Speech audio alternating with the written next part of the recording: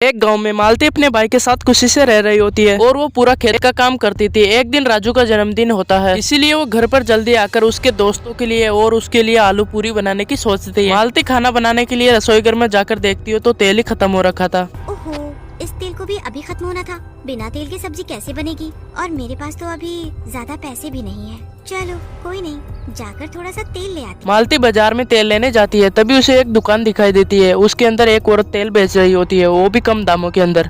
अरे, आपने ये दुकान कब खोली? मैंने तो पहले कभी देखी नहीं। आज पहला ही दिन हुआ है। मेरे पति शहर में एक तेल के गोदाम में काम करते हैं। वहाँ जो फालतू तेल रह जाता है वो यहाँ घर ले आते हैं।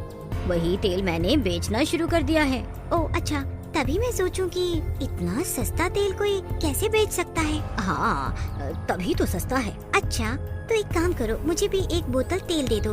आज मेरे भाई का जन्मदिन है तो मैं सोच रही हूँ कि उसके लिए आलू पूरी बना दूं। हाँ, क्यों नहीं, ये तो अच्छी बात। मालती तेल लेकर घर आ जाती है और पूरी बनाने लगती है, लेकिन तेल जैसे जैसे गर्म होता उसके अंदर बदबू आने लगती। ये अजीब सी गंध कहाँ से आ रही है? कितना अजीब है ये। दीदी, मुझे बहुत तेज भूख लग रही है। खाना कब तक बनेगा?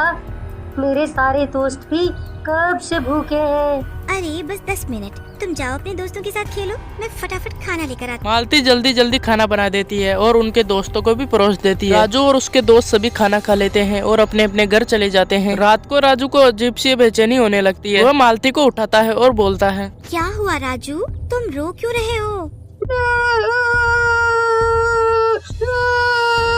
मेरे शरीर पे बहुत खुजली हो रही है। मैं क्या करूं? ये खत्म ही नहीं हो रही। मालती राजू के हाथों को देखती है तो उसकी आंखें फटी की फटी रह जाती है, क्योंकि उसे खुजा खुजा कर उसने खुद को जख्मी कर लिया था। फिर मालती ठंडा पानी लेकर आती है और उसके जख्म को साफ करने लगती है, लेकिन उसकी कुचर फिर भी नहीं मिटती। फिर मालती सुबह होते ही राजू को हॉस्पिटल लेकर जाती है, लेकिन वहाँ पर सभी दोस्त भी मौजूद होते हैं। ये सब बच्चों को क्या हो गया है? ये आखिर क्या बीमारी है? ये तो मुझे भी कुछ समझ नहीं आ रहा कि आखिर ये कौन सी बीमारी है। मैं अभी इन सबको दवा दे रहा हूँ, शायद इनको आराम मिल जाए। राजू को खुजली मिटने का नाम ही नहीं लेती और गांव के अंदर जानवर भी चोरी होने लगे और धीरे धीरे सभी गांव वालों को भी ये कुचर फैल गई और सभी गांव वाले इस बीमारी से बहुत ज्यादा परेशान हो चुके थे, क्योंकि इस बीमारी का पता नहीं था कैसे हो रही थी। फिर मालती बाजार के अंदर जाती है, तभी उसे वही दुकान दिखाई देती है जिससे वो तेल खरीदी थी और उसके अंदर बहुत ज्यादा भीड़ भी लगी हुई है। जिस दिन मैंने ये तेल खरीदा और इस तेल का बना खाना बच्चों को खिलाया और बच्चों को वो अजीब सी बीमारी हो गई, कहीं ये सब इस तेल की वजह से तो नहीं? पर मैं इसका कैसे पता लगाऊं? कुछ तो करना पड़ेगा मुझे। मालती उस औरत पर नजर रखती है और उसके पति के बारे में छानबीन करती है, लेकिन उसे ये पता पड़ता है कि उसकी शादी नहीं हुई। हे भगवान, ये क्या चक्कर है?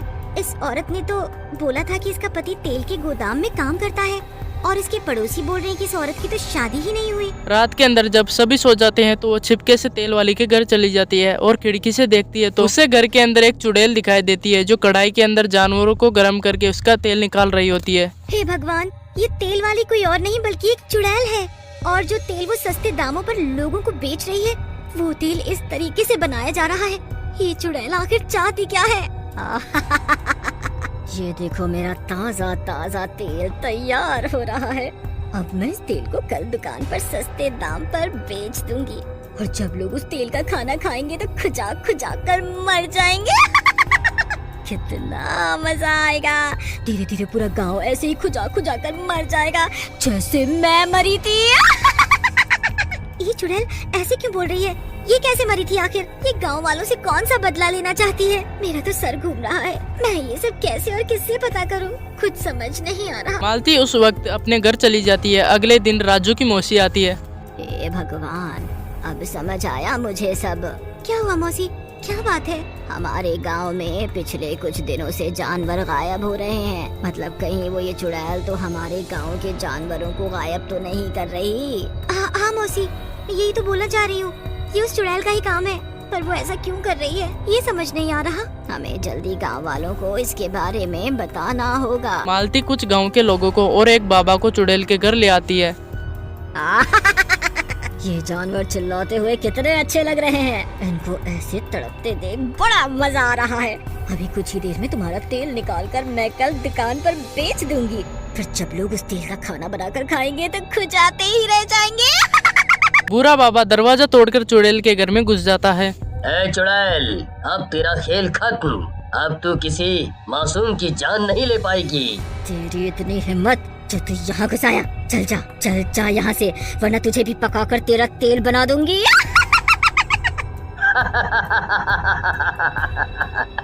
अभी तुझे मेरी शक्तियों का अंदाजा नहीं है। चुपचाप खुद को मेरे हवाले कर दे और बख्श दे इन मासूमों की जान। भूरा बाबा गंगा जल लेता है और चुड़ैल को भस्म कर देता है। गांव वालों की परेशानी भी खत्म हो जाती है।